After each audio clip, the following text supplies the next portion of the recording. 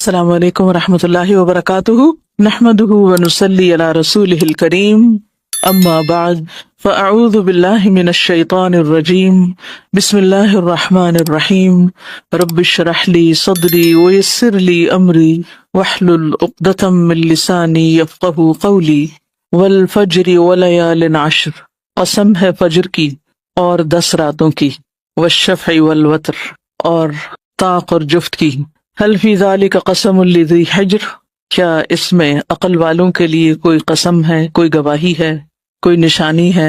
اللہ سبحانہ وتعالیٰ نے فجر کی قسم کھائی اور اس کے بعد 10 راتوں کی قسم کھائی۔ یہ 10 راتیں کون سی ہیں؟ ان سے مراد عشرہ ذی الحجہ کے پہلے 10 دن بھی لیے جاتے ہیں۔ تو اللہ سبحانہ وتعالیٰ نے ان کی قسم کھائی۔ والشفع والوتر، اور جفت اور طاق کی قسم۔ یہ کیا ہے؟ جفت جو ہے یہ یوم النحر ہے 10واں دن، اور طاق یوم عرفہ ہے 9واں دن۔ حل فی ذالک قسم لذی حجر، تو عقل مند لوگوں کو ان آیات میں غور کرنا چاہیے کہ اللہ سبحانہ وتعالیٰ نے اس کی قسم کیوں کھائی ہے۔ یہ اللہ سبحانہ وتعالیٰ کا ہم سب پر بہت بڑا فضل ہے کہ اس نے ہمارے لیے عمل کی راہیں، درجوں کی بلندی کے حصول کی راہیں ہمارے لیے ہموار کی، اور ہمیں ان تمام چیزوں کے بارے میں بتا دیا جن میں ہماری دنیا اور آخرت دونوں کا فائدہ ہے۔ جس طرح ہر چیز کا ایک موسم ہوتا ہے، سبزیوں کے موسم ہوتے ہیں، پھلوں کے موسم ہوتے ہیں، شادیوں کے موسم ہوتے ہیں، اور کون سے موسم ہوتے ہیں؟ اسی طرح فرما برداریوں کے بھی موسم ہوتے ہیں، نیکیوں کے بھی موسم ہوتے ہیں۔ تو نیکیوں کے مواسم میں ایک تو کچھ عرصہ پہلے ہم نے ایک موسم انجوائے کیا، اور وہ تھا رمضان المبارک کا موسم یا رمضان المبارک کا مہینہ۔ اور اس کے بعد یہ بھی اللہ سبحانہ وتعالیٰ کا فضل ہے کہ اس نے ہمیں ذی القعدہ کا حرمت والا مہینہ دیا، جس میں اجر و ثواب عام دنوں کے مقابلے میں نیکیوں کا بڑھ جاتا ہے۔ اور ذی القعدہ کے اختتام پر ذی الحجہ، تو یہ مہینہ بھی بہت برکت اور فضل والا ہے، خاص طور پر اس کے پہلے 10 دن جن کی اللہ سبحانہ وتعالیٰ نے قسم کھائی ہے۔ ان 10 دنوں کو باقی سال کے دنوں پر کیوں اہمیت اور فضیلت دی ہے؟ تاکہ ہم ان میں زیادہ سے زیادہ نیک اعمال کریں۔ ہمارے آئندہ 10 دن باقی دنوں سے مختلف ہونے چاہیے۔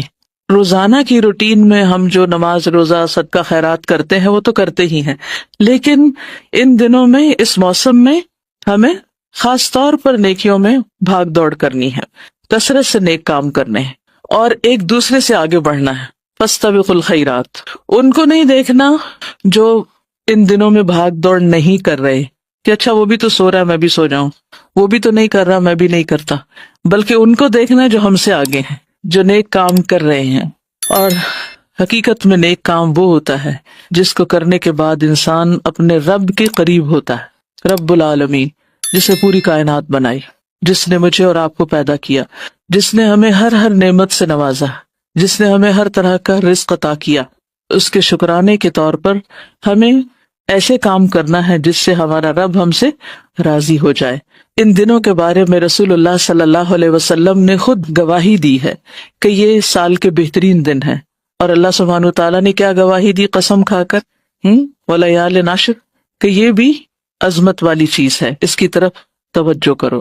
حل فی ذالک قسم لذی حجر، تو ہم سے کیا مطلوب ہے؟ ہم سے مطلوب ہے نیک اعمال کی کثرت اور ان میں اچھے اچھے کام کرنے کی پلاننگ۔ جب آپ کسی بھی خاص موسم میں کسی خاص تہوار کا استقبال کرتے ہیں تو سب سے پہلے کیا کرتے ہیں؟ پلان کرتے ہیں۔ اس کے بعد مثلاً عید آ رہی ہے تو اس پلاننگ میں پہلی چیز کیا شامل ہوتی؟ گھر کے حساب سے سوچیں، گھر کی صفائی، یس، پہلے صفائی اور اس کے بعد سجاوٹ، کہ ہم اپنی صفائی کا اہتمام کریں گے۔ ایک صفائی ستھرائی تو جسمانی ہوتی ہے کہ انسان، خاص طور پر وہ لوگ جو قربانی کرنے والے ہیں، وہ اپنے ناخن، بال اور باقی اپنی جسمانی صفائی ستھرائی عشر ذی الحج کے آنے سے پہلے ہی کر لیتے ہیں، کیونکہ اگلے 10 دنوں میں یہ سب کچھ ممنوع ہو جاتا ہے۔ جن لوگوں کو قربانی نہیں کرنی ان کے لیے شرط، یعنی ایسی کوئی پابندی نہیں ہے، لیکن بہرحال ایک کثیر تعداد قربانی کرتی ہے اور اس چیز کا بھی اہتمام کرتی ہے، تاکہ ہم بھی ان لوگوں کے ساتھ شریک ہو جائیں جو احرام پہن کر اللہ کے گھر کا ارادہ کیے ہوئے ہیں یا حج کر رہے ہیں، کیونکہ حج والے احرام میں ہوتے ہیں اور ان پر یہ پابندیاں ہوتی ہیں، تو ان کی پابندیوں میں ہم بھی ایک طرح سے شریک ہوتے ہیں۔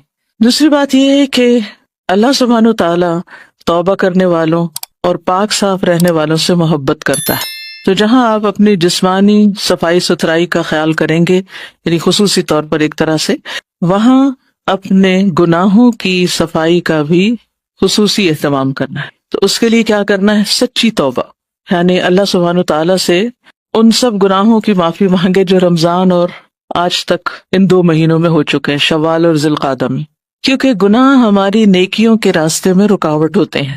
تو پہلا کام کیا کرنا ہے؟ توبہ کرنی ہے۔ یعنی ویسے تو ہم استغفر اللہ کہتے رہتے ہیں، لیکن ایک اچھی سچی خالص توبہ پوری توجہ کے ساتھ اللہ سبحانہ تعالیٰ کی طرف رجوع کرتے ہوئے، کیونکہ توبہ میں ہماری دنیا اور آخرت دونوں کی بھلائی ہے، اور اس لیے بھی توبہ کہ اللہ سبحانہ تعالیٰ ہمارے لیے نیکیاں کرنا آسان کر دے، ہمارے دلوں کے بوجھ دور کر دے اور ہمارے گناہوں کے بوجھ ہم سے دور کر دے۔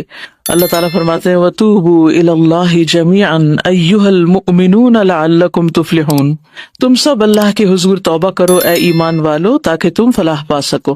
دوسری بات یہ ہے کہ نیک اعمال کی شدید حرص رکھنی ہے، سچی نیت کرنی ہے، کیونکہ جو صدق اور اخلاص کے ساتھ کسی نیک کام کی نیت کرتا ہے، سچا ارادہ ظاہر کرتا ہے، اللہ تعالیٰ اس کو سچا ثابت کر دیتا ہے۔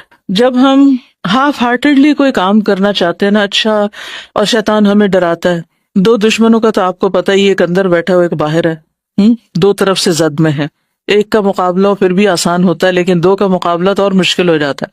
تو بہرحال ہمارے اندر کا نفس جو ہے وہ کیا کہتا ہے، ابھی تو بہت گرمی ہے، ابھی تو بہت کام ہے، بہت مصروفیت ہے، روزہ کیسے رکھیں گے، اور باہر کا دشمن بھی دل میں طرح طرح کے وسوسے ڈالتا ہے۔ تو ان سے نجات حاصل کرنی، اس کا حل کیا ہے کہ انسان اپنے اندر سچا ارادہ اور نیت کر لے، جس کی نیت میں صدق ہوتا ہے اس کے لیے پھر عمل ہو جائے تو بہت اجر، نہ بھی ہو سکے کسی وجہ سے تو اللہ سبحانہ وتعالیٰ اس کو اس کے لیے لکھ دیتا ہے۔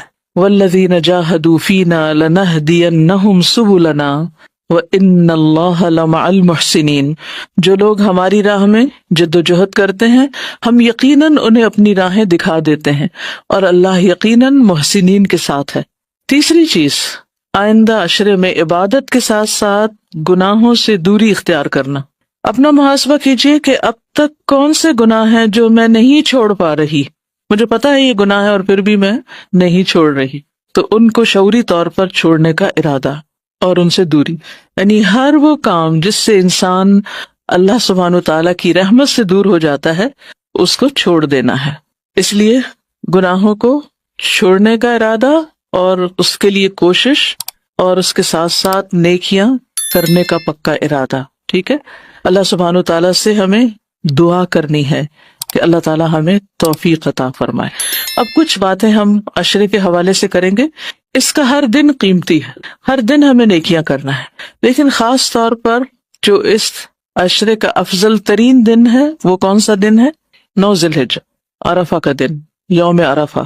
عمر بن خطاب سے روایت ہے کہ ایک یہودی نے ان سے کہا کہ اے امیر المومنین، تمہاری کتاب قرآن میں ایک آیت ہے جسے تم پڑھتے ہو، اگر وہ ہم پر نازل ہوتی تو ہم اس دن کو عید کا دن بنا لیتے۔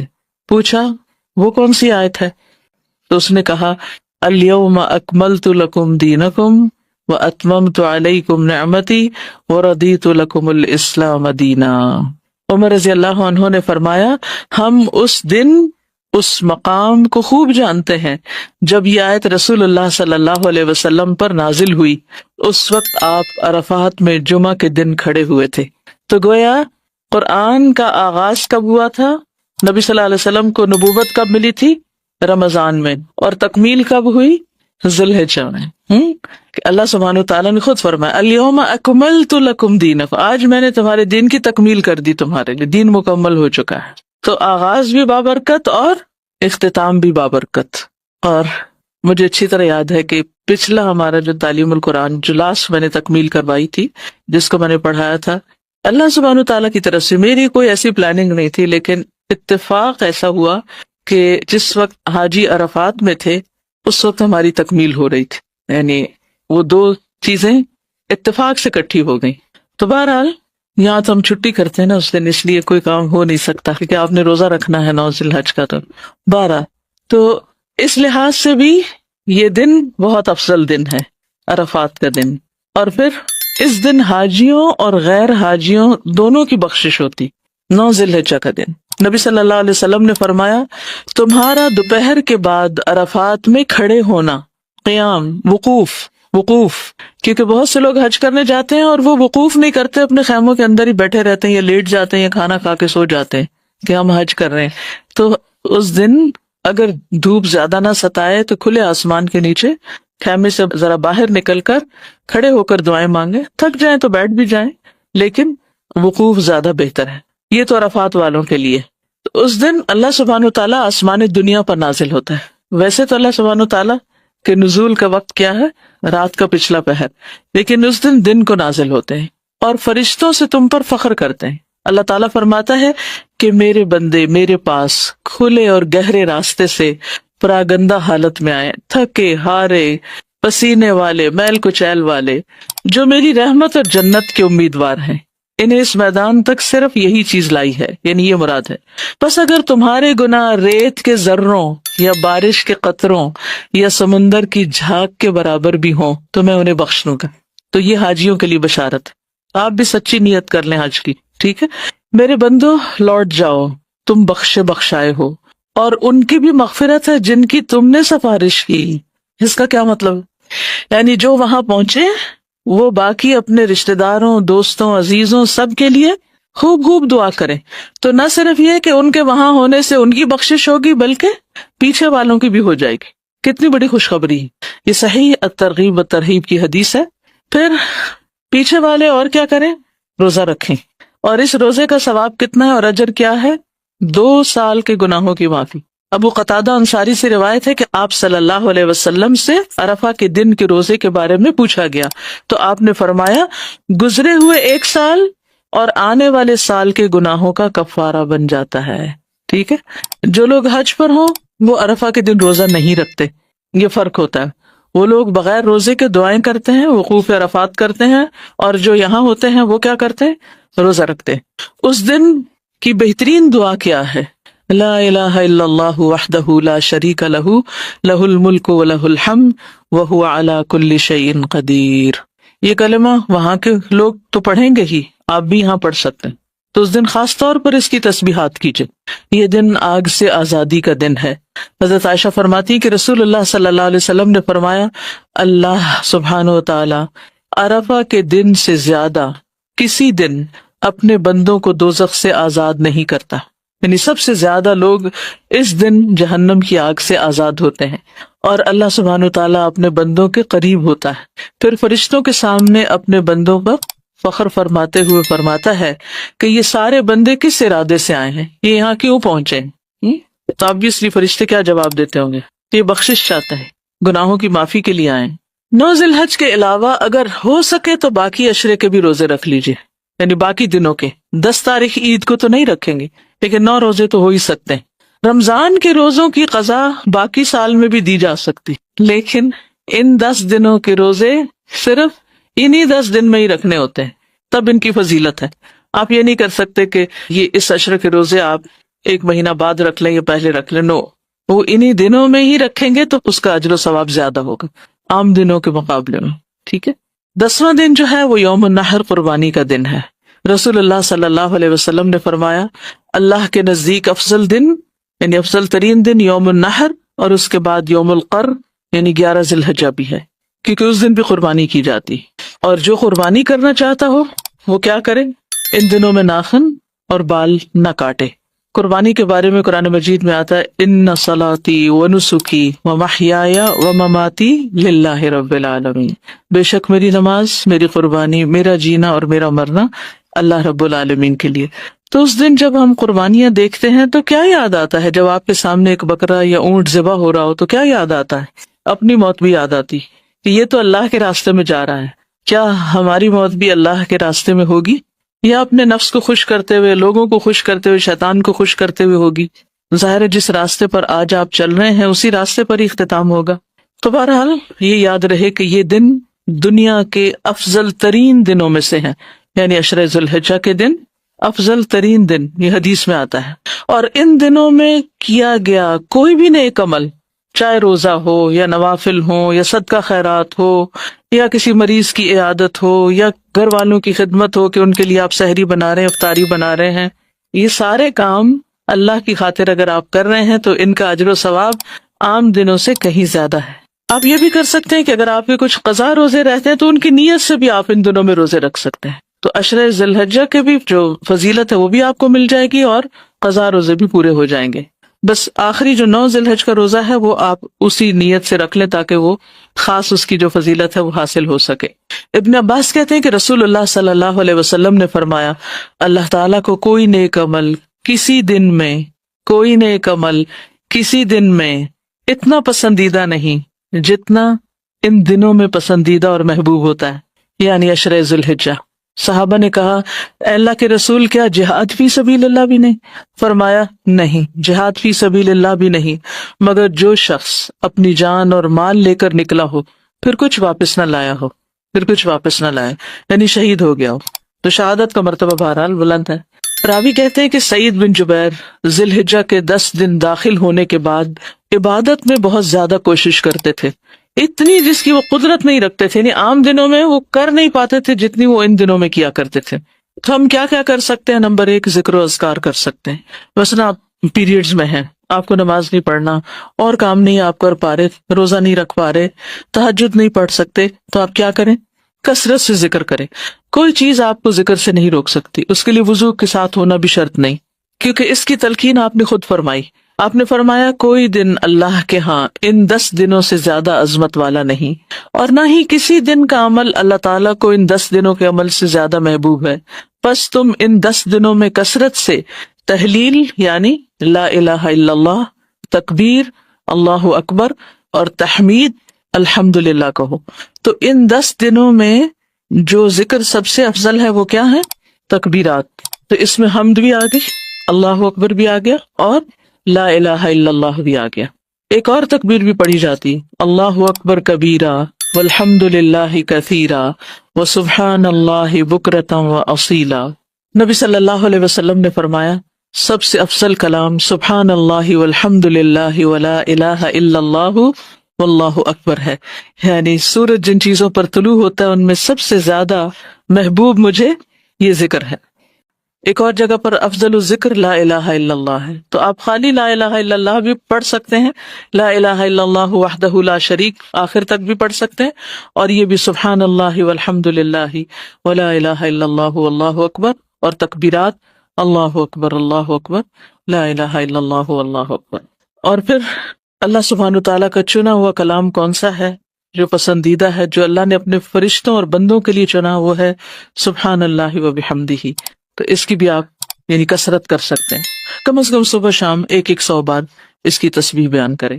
دوسرے ہے قرآن کی تلاوت، اور آپ سب جانتے ہیں کہ ایک حرف کے بدلے میں کیا ملتا ہے؟ 10 نیکیاں۔ 10 قرآن سفارش کرے گا، کس کے لیے؟ پڑھنے والوں کے لیے، شفیعا لاصحابہ۔ اصحاب کون ہوتے ہیں؟ ساتھی۔ تو قرآن کے ساتھی کون ہیں؟ یا قرآن کن کا ساتھی؟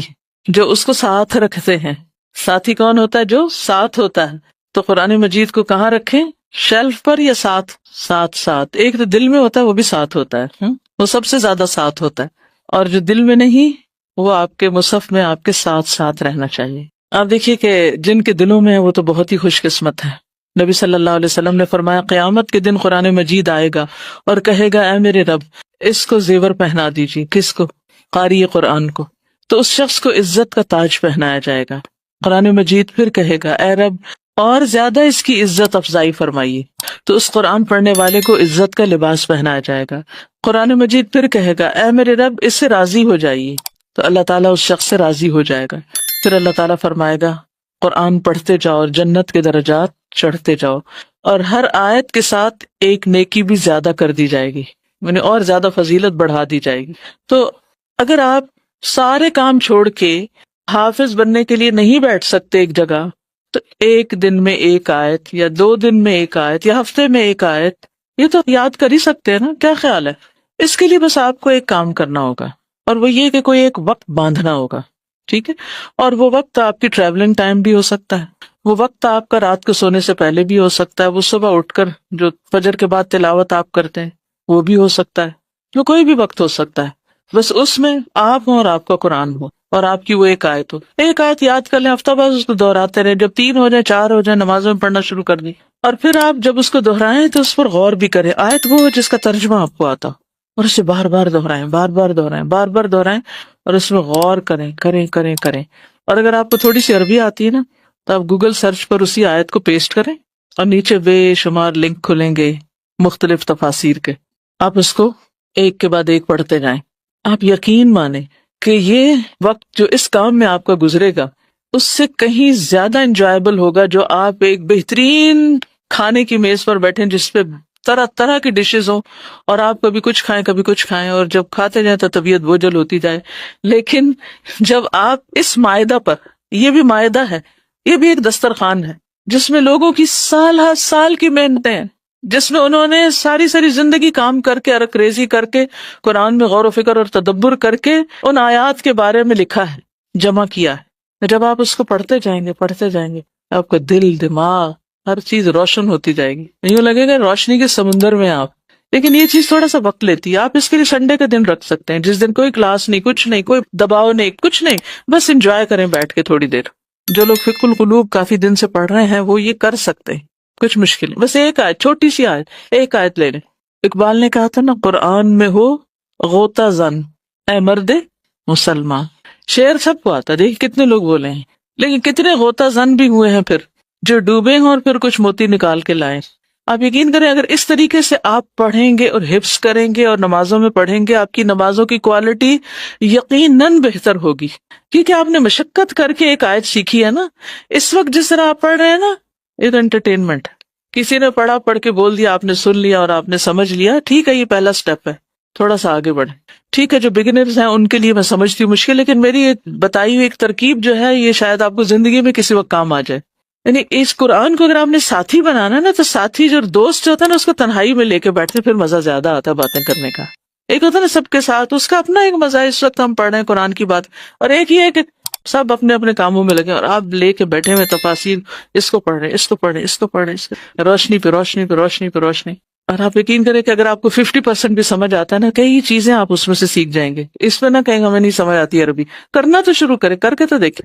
کیا اگر دنیا بھر کی چیزیں ہم سرچ کرتے رہتے ہیں. اللہ کا شکر ہے ہم اس دور میں پیدا ہوئے ہیں کہ ہمیں یہ ساری چیزیں اکٹھی ہو کے ایک جگہ مل جاتی. آج سے 10 سال پہلے، 20 سال پہلے یہ لگژری کسی کو حاصل نہیں تھی. مجھے یاد ہے جب میں نے 88 میں PhD کی ہے، ایک ایک چیز کو ڈھونڈنے کے لیے کتنی کتابیں کھولنی پڑتی تھی، اور مٹی سے اٹی بھی ہوتی تھی، اور بعض اوقات پوری کتاب دیکھ کے تو ایک چیز بھی نہیں ملتی تھی. لیکن ایک الحمدللہ کتابوں کی زیارت بذات خود ایک بڑا ہی بہترین کام ہے. جتنی دیر انسان ان میں ڈوبا رہے انجوائے ہی کرتا چلا جاتا ہے، اور ایک خاص قسم کی روحانی تسکین ملتی ہے جو کسی بازار کی شاپنگ، کسی کپڑوں کی دکان پہ جا کے اور جیولری پہ نہیں ملتی. یہ الگ ہی ایک دنیا ہے اگر اس کا آپ ٹیسٹ ڈیولپ کریں. دنیا کی چیزیں جب زیادہ ہو جاتی ہیں دل بھر جاتا ہے، یہ جب زیادہ ہوتا ہے دل نہیں بھرتا اور پیاس لگ جاتی. تو بہرحال قرآن کو ساتھی بنا لیں، ساتھی. دیکھیے ہم مصروف بھی ہوتے ہیں نا، تو اپنے دوستوں سے ہفتے میں 1 آدھ دفعہ تو مل ہی لیتے ہیں نا جا کے. ویکینڈ پہ کسی وقت ہم کہتے ہیں اچھا آج کا دن ہم جائیں گے ملاقات کرنے دوستوں سے، رشتہ داروں سے. لوگ ویکینڈ پہ کیا کرتے ہیں بتائیے؟ کیا ہوتا ہے آپ کے گھروں میں؟ کھانے پکتے ہیں، دعوتیں ہوتی ہیں. جو لوگ فیملی اورینٹڈ ہوتے ہیں، سوشلائز کرنے والے ہوتے ہیں، وہ ویکینڈ کا انتظار کرتے ہیں، ملتے ہیں، ملاتے ہیں، لوگوں کو بلاتے ہیں، خود جاتے ہیں، سب بیٹھتے ہیں، انجوائے کرتے ہیں. کیسے دل خوش ہوتا ہے سب کو دیکھ کے، مل کے.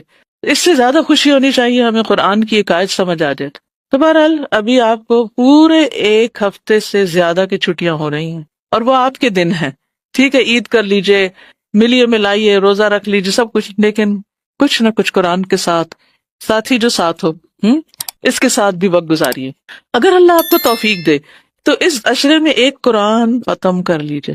میں اس لیے مشورہ دے رہی ہوں کہ ہو سکتا ہے سب کو نہ فائدہ دے، مگر ہو سکتا ہے کسی کو فائدہ بھی دے جائے. اس کے تھوڑی سی میں بریک اپ آپ کو بتا دیتی ہوں، شاید اس طرح آپ کو آسانی ہو جائے. کل کسی نے مجھے بڑی انٹرسٹنگ ایک سٹوری سنائی. ایک مشورہ کیا تھا، سورت یاسین شروع ہوئی تو میں نے 4th بیچ میں اپنے اسٹوڈنٹ سے کہا اپنے دوستوں کو لے کر آئے. تو ایک خاتون اپنے ایک دوست کو لے آئی، ان کو اتنی اچھی سورت یاسین لگی، انہوں نے پورے قرآن کی تفسیر و کورس کر لیا 1 دن آنے سے، 1 دفعہ بلانے سے اور 1 مشورہ دینے سے. پھر ہر ماں اپنے بچوں کے لیے حریص ہوتی ہے. بہرحال کورس کے دوران میں نے ایک اور مشورہ دیا کہ بچوں کو باہر پڑھنے بھیجنے سے پہلے ان کو راستے میں عمرہ کروا دیں. تو ان کے بیٹے نے امریکہ جاتے ہوئے راستے میں 2 دن کے ٹرانزٹ ویزے پہ عمرہ کیا. عمرے سے اس کا دل بدل گیا. وہ دنیا ہی کچھ اور ہے، وہ دل بدلنے والی جگہ ہے. تو بہرحال جب وہ وہاں پہنچا تو اتفاق سے جو اس کا کلاس فیلو تھا اس کے کمرے میں تفسیریں رکھی ہوئی تھی. اس نے وہاں جا کے تفاسیر پڑھنی شروع کر دی اور پھر اس نے وہیں پر کام وغیرہ کیا کچھ سال، وہیں پر شادی کی ایک دیندار لڑکی سے، پھر وہ اس کو لے کے واپس پاکستان آ گیا. تو بہرحال کہنے کا مطلب یہ ہے کہ ایک مشورے سے کیا ہوا، اگلا سٹیپ، اگلا کا واپس وہیں آگے جہاں سے چلے تھے. تو یہ مشورہ بھی اس لیے دیتی ہوں شاید آپ عمل کر ہی سکیں. پہلے ذوالحجہ جیسے کل ہے البقرہ اور آل عمران پڑھ لیں، دوسرے دن النساء اور المائدہ پڑھ لیں، تیسرے دن الانعام اور التوبہ تک پڑھ لیں، چوتھے دن یونس سے نحل تک پڑھ لیں، 5ویں دن اسراء سے فرقان تک پڑھ لیں، 6 دن شعراء سے یاسین تک پڑھ لیں، 7ویں دن صافات سے قاف تک پڑھ لیں، 8ویں دن زاریات سے مجادلہ تک پڑھ لیں، 9ویں دن حشر سے الناس تک پڑھ لیں. 10ویں دن کا آپ کو کچھ نہیں بتا رہی کیونکہ عید کا دن ہوگا، پھر آپ کی حقیقی عید ہوگی کیونکہ آپ کا قرآن بھی ختم ہو چکا ہوگا. اگر کسی وجہ سے 1-2 دن ابھی جو نہ کر پائیں تو جو چھٹیاں ہوں گی اس میں کر لیں. بہرحال کسی اور کو مشورہ دیتے ہیں شاید اس کو فائدہ دے دیں. اسی طرح نوافل جو ہیں، نوافل اللہ سبحانہ وتعالیٰ کا قرب عطا کرتے ہیں. قرب اللہ تعالیٰ فرماتے ہیں، صحیح بخاری کی حدیث ہے اور حدیث قدسی ہے، میرا بندہ جن جن عبادتوں سے میرا قرب حاصل کرتا ہے ان میں کوئی عبادت مجھے اس سے زیادہ محبوب نہیں جو میں نے اس پر فرض کی ہے. اور میرا بندہ فرض کے بعد نفل عبادت کر کے، فرض کے بعد میں نے اپنے پاس سے لگایا حدیث کے لفظ نہیں، یعنی فرض تو ہو گئے، نفل عبادت کر کے مجھ سے اتنا قریب ہو جاتا ہے کہ میں اس سے محبت کرنے لگتا ہوں. تو نوافل کیا ہیں؟ اللہ سبحانہ تعالیٰ کی محبت حاصل کرنے کا ذریعہ. اور ہر سجدے سے درجہ بلند ہوتا ہے، ہر سجدے سے. جو شخص ایک رکوع یا ایک سجدہ کرتا ہے اس کا ایک درجہ بلند کر دیا جاتا ہے، ایک گناہ معاف کر دیا جاتا ہے. اور قیامت کے دن انسان کو کتنی حسرت ہوگی جب اپنے سے اوپر والے درجے والوں کو دیکھے گا.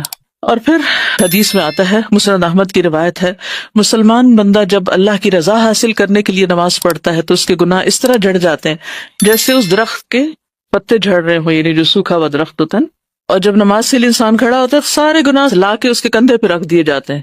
جب رکوع اور سجدہ کرتا ہے تو اس کے گناہ بھی اس سے جھڑ جاتے ہیں. السلسلہ صحیحہ کی حدیث. پھر ان دنوں میں صدقہ خیرات کرنا ہے. وَأَنفِقُوا مِمَّا رَزَقْنَاكُمْ من قبل ان يأتي احدكم الموت فيقول رب لولا اخرتني الى اجل قريب فاصدق واكن من الصالحين. اور اس میں سے خرچ کرو جو ہم نے تمہیں دیا ہے اس سے پہلے کہ تم میں سے کسی کو موت آ جائے، پھر وہ کہے اے میرے رب تو نے مجھے قریب مدت تک مہلت کیوں نہ دی کہ میں صدقہ کرتا اور نیک لوگوں میں سے ہو جاتا. موت کے بعد انسان کو بہت ریگریٹس ہوں گی. حضرت عمر جب فوت ہو رہے تھے تو انہوں نے کیا کہا تھا، کیا قول تھا ان کا؟ اللہ کی قسم اگر اس وقت مجھے زمین بھر بھی سونا مل جائے تو میں کیا کروں؟ صدقہ کر کے قبر کی آگ سے، جہنم کی آگ سے بچنے کی فکر کروں. موت تو آنی ہے نا ہم سب پہ، ہمیں نہیں پتا کب آ جائے. کچھ نہ کچھ صدقہ ان دونوں میں ضرور کرنا ہے. اور پروجیکٹ میں نے آپ کو پہلے سے بتا رکھا ہے کہ اس وقت میرے خیال میں بیسٹ صدقہ جو ہے وہ یہ کہ ہم اپنے آئندہ کے لیے ایسی جگہ انویسٹ کریں. آپ یوں سمجھے جیسے آپ نے کسی انویسٹمنٹ بینک میں پیسہ ڈالا ہے جس کا پروفٹ آپ کو ساتھ ساتھ ملتا رہے گا، جتنا بھی اس سے صدقہ جاری آئے گا. اس کی نئی بلڈنگ جو آپ کے سامنے بن رہی، کل الحمدللہ مجھے اسکول کے 3 کیمپس وزٹ کرنے کا موقع ملا. اور جب میں ایک جگہ پر داخل ہو رہی تھی، بالکل چھوٹے چھوٹے بچے تکبیرات پڑھتے ہوئے وہاں سے نکل رہے تھے. تو میں سوچ رہی تھی کیا ہم میں سے کسی نے اس عمر میں تکبیرات پڑھی ہیں؟ ہمیں کسی نے بتایا اس عمر میں کہ ان 10 دنوں میں تکبیرات پڑھی جاتی ہیں؟ ہم میں سے تو کئی لوگ اپنے بڑھاپے کو پہنچ چکے اور انہیں نہیں پتا چلا کہ یہ تکبیرات پڑھنے کے دن ہے.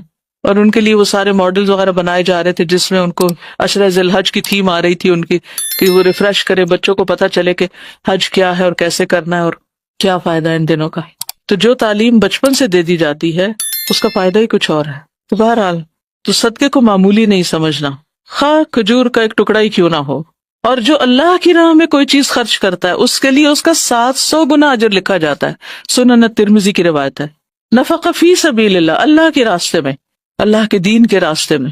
پھر روزوں کا اہتمام، روزے کا اجر. اللہ سبحانہ تعالیٰ فرماتے ہیں الصوم لی وانا اجزی بھی، روزہ میرے لیے میں خود جزا دوں گا.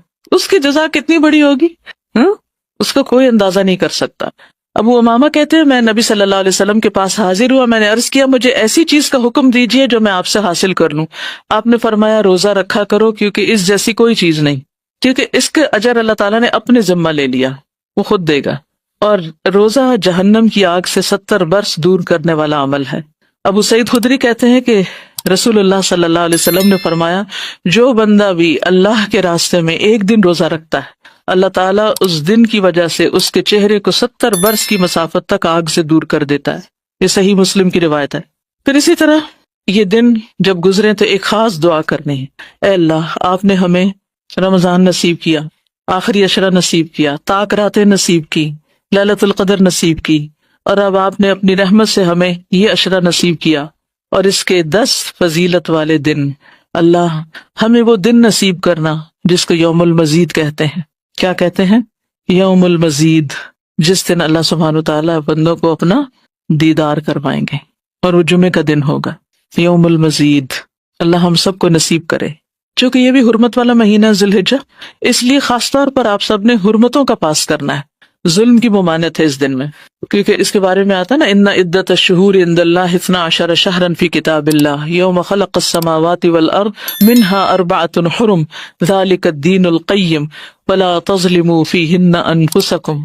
بے شک مہینوں کی گنتی اللہ کے نزدیک اللہ کی کتاب میں 12 مہینے ہیں، اس دن سے جب سے اللہ سبحانہ وتعالیٰ نے آسمانوں اور زمین کو پیدا کیا. ان میں سے 4 حرمت والے ہیں، یہی سیدھا دین ہے. سو ان میں اپنی جانوں پر ظلم نہ کرو. وہ کیسے ہوتا ہے؟ گناہ کر کے، گناہوں سے بچنا ہے، اور خاص طور پر حقوق العباد کا خیال، کسی کو تکلیف نہیں دینی. ایک مسلمان کی ہر چیز دوسرے مسلمان پر حرام ہے، اس کا خون، اس کا مال اور اس کی عزت و آبرو، ان سب چیزوں کا خاص اور لحاظ رکھنا ہے، کیونکہ یہ ظلم نیکیوں کو کھا جاتے ہیں. تو ایسا نہ ہو ایک طرف آپ بڑی بڑی نیکیاں کر رہے ہیں اور دوسری طرف دوسروں کو اذیت اور تکلیف دے کے آپ اپنی نیکیوں کو برباد کرنے والے ہیں. تو اس سے خصوصی طور پر آپ نے بچنا ہے. اللہ سبحانہ وتعالی ہمیں عمل کی توفیق عطا فرمائے اور واقعی ہم اس عشرے میں کچھ کر سکیں. جو لوگ ہمت رکھتے ہوں وہ روزے کی کوشش کریں. فی سبیل اللہ، آپ اللہ کے راستے میں نکلتے نا، علم کے راستے، رمضان کے بھی تو رکھے ہیں نا، تو یہ بھی اللہ توفیق دے گا انشاءاللہ تعالی، جتنا رکھ سکے. اگر سفر کر رہے ہیں تو اور بات ہے، سفر میں انسان کے لیے رخصت ہے، لیکن اگر آپ رکھ سکیں تو بہت ہی اچھا. ایک کام آپ کر سکتے ہیں کہ عشرہ ذی الحجہ کا جو پیمفلٹ ہے، قربانی کا جو پیمفلٹ ہے، تکبیرات کے جو کارڈز ہیں، یہ خاص طور پر آپ میں سے ہر ایک دوسروں کو بھی دے سکتا ہے. اپنے صدقے کا ایک حصہ اس میں شامل کر لیجئے کہ کم از کم 10 لوگوں کو میں نے ذی الحج کے بارے میں بتانا ہے جن کو پہلے سے نہیں پتا.